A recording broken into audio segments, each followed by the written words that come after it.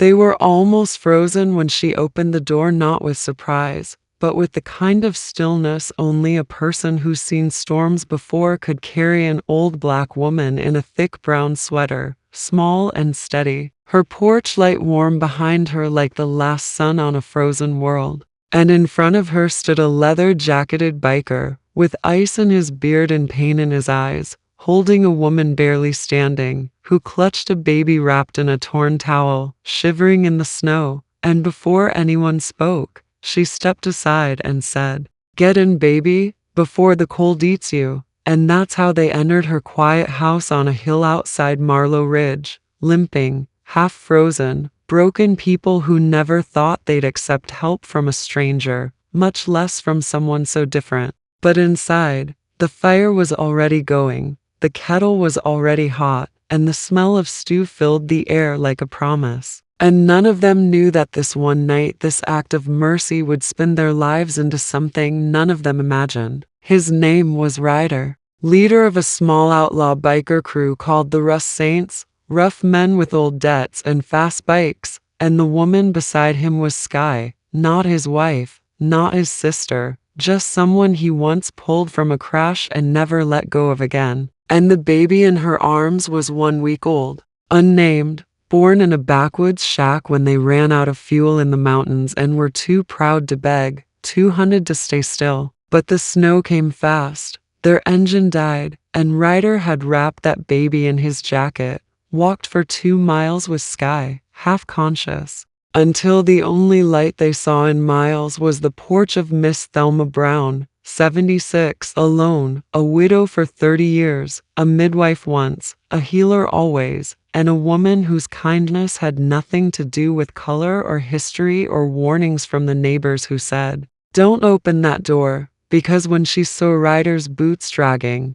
the baby's red face barely moving, she didn't see criminals, she saw someone's son, someone's daughter, someone's child fighting to live, and that was enough. Inside, Sky collapsed on the couch, whispering the same word over and over, "Sorry, sorry, sorry," but Thelma only nodded and pulled a warm quilt over her legs, then reached for the baby with hands that still remembered how to deliver life, saying, "Let me see the little one." And Ryder, arms trembling, placed the bundle in hers like handing over a piece of his soul, and Thelma worked in silence, unwrapping, checking, warming, cooing like she'd done it yesterday, not decades ago, and finally said, "She's hungry, cold, but strong." And just that made Ryder's knees give out, because for hours he had walked not knowing if that baby would survive. And now here was this stranger, this old woman in a quiet home, telling him it wasn't over yet. Later,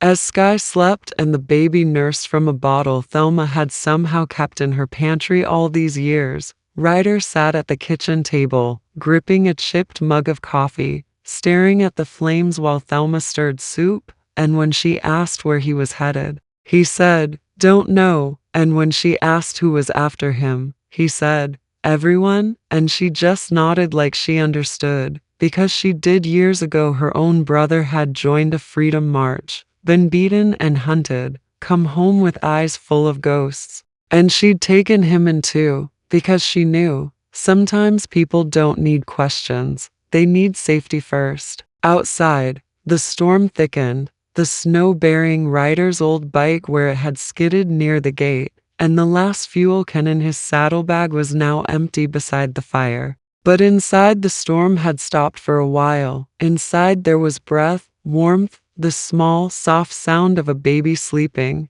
and Thelma told Ryder about her late husband Frank, who built that house with his own hands, about how they'd tried for children but none ever stayed, and how she'd turned that pain into something good, midwifing babies across counties, feeding hungry kids, helping folks even when they slammed the door behind them after, but she kept doing it, and Ryder listened like no one had ever told him stories before, his fingers twitching as if reaching for something he didn't know he needed, and at some point he whispered, "Why would you help us?" And she looked straight at him and said, "Because somebody got to be first to stop the hurt." And Ryder swallowed hard, because all his life he'd seen the opposite: suspicion, hate, payback but here, for no reason but mercy, they were being healed. When morning came, the baby was better, pink cheeks, small breaths, still unnamed, and Sky stood on shaking legs with tears in her eyes and whispered,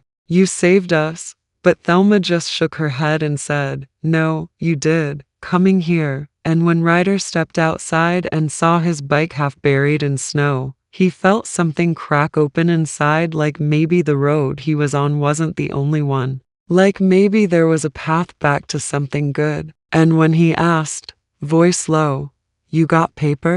Thelma blinked, then brought a piece of cardboard from an old cereal box and a pen that barely worked, and watched as Ryder wrote the first name the child would ever carry hope and set it on the table like it meant something. And it did. And that night they stayed again, not because of snow, but because Sky had started coughing. And Thelma refused to let them leave until she was stronger, and Ryder didn't argue, not because he was weak but because for once in his life, someone was telling him to stay, not go, to rest, not run. And each night Thelma made stew and told stories. And each night Ryder looked a little less guarded. Sky smiled a little longer, and the baby slept between them like a peace they never knew. And on the fourth night a black truck rolled slow up the road. Sheriff McCall's and Ryder rose fast, ready to fight. But Thelma laid a hand on his shoulder and said, "Let me," and walked outside in her slippers, snow crunching underfoot. And when the sheriff rolled down his window and said, "We got word some bikers were squatting near Marlowe," Thelma smiled and said, "Only thing here is family." And that sheriff, who'd known her for decades, who'd been delivered by her hands, looked past her shoulder, saw the baby in the window, and just nodded, tipping his hat, and rolled away. And Ryder watched that happen with his fists unclenched for the first time in years. By the seventh day, Sky could walk without shaking, and Ryder had patched the bike, and the baby had begun making little sounds that made everyone stop and listen, like she was reminding them they were still alive. And when they packed up to go, Thelma handed Sky a necklace she'd worn since her wedding, simple, silver, strong, and said, "For your strength." And to Ryder she gave a small photograph of her and Frank on their wedding day, saying, "So you remember what's worth fighting for." And Ryder took it with shaking hands, saying, "I don't know how to pay you." And she said, "Then don't just keep the chain unbroken." And they left at dawn, not with engines roaring, but quietly, respectfully, like leaving sacred ground. And weeks later, a package arrived at Thelma's porch, no return address. Just a box wrapped in brown paper, and inside was a hand-carved plaque that read, "First to stop the hurt," and a note, "Her name is Hope Thelma Ryder. Thank you." And Thelma sat on her porch holding that letter, tears on her cheeks, watching the wind carry snow across the field, and smiling. Because somewhere out there, someone who was broken was now whole, and someone who used to run now had a reason to stay. And it all started with one door opened on a cold night, one hand extended without fear, one heart that refused to close.